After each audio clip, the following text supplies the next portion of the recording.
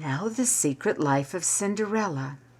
When Cinderella was moved up to the servants' attic, she didn't always feel happy. One morning, even her lumpy mattress felt better than getting up to work. She felt as tired as her old worn-out horse, while she walked to where her only dress lay airing on her broken chair. With her dress still covering her head, she heard the happy chirp of a little bird on the windowsill. His chirp seemed to say, "If you slouch down like that, you'll get even more tired with each step. Lift yourself up. Think of me flying in the air, and your steps will be softer and smoother, and you'll feel better with each quick step." Cinderella walked with light steps toward the bird, so she wouldn't scare him. "That's right," he chirped. "But don't walk on your toes like you're tiptoeing. Walk on your heels and make each step smaller." As she continued toward him, he chirped again. "Yes, walk like that. Your day will go better and you'll look like a princess." Cinderella laughed as she turned away from him. "Ha!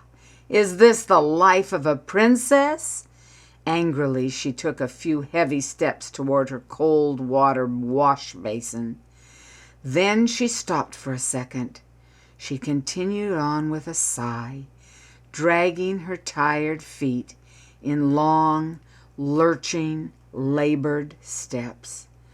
"I don't feel like a princess," she said, as she washed her face in cold water. "Do I look like a princess to you?" "No," the little bird answered, ruffling his feathers. "Not when you walk like that. It's not where you are, how many chores you have, or what you wear that makes you look like a princess. You look like a princess by what you do. At first you were clomping with heavy steps because you were feeling sorry for yourself." As Cinderella reached for her towel, he continued, "Then you jerked from side to side with long, disjointed steps. That sure didn't let you look like a princess. Now you're dragging your feet in a shuffle." "Oh, I wasn't even aware of how I was walking. I was just thinking of how awful my life is," Cinderella said as she dried her face on her ripped towel. "Well, instead, think of the lightness of flying," the bird said as he flew from the window and perched daintily on the chipped wash basin. "I wish I had wings like you," she murmured softly. The sweet little bird answered, "Pretend you do," and he took a drink from her cold wash water before she poured it into the slop bucket. Then he chirped at you, "Don't dwell on all the work that must be done. Think about me, and the happiness of thinking of me will lift your spirits. It will give you wings, so that your steps are smooth and airy as a bird flying." Cinderella remembered that little bird as she faced the endless jobs during the day. With those happy thoughts, Cinderella's walk became as smooth as a feather floating. With a happy heart, she could glide smoothly through her jobs. That's how Cinderella gained grace. She learned to walk like a princess, even though she had become a servant to others in her own home.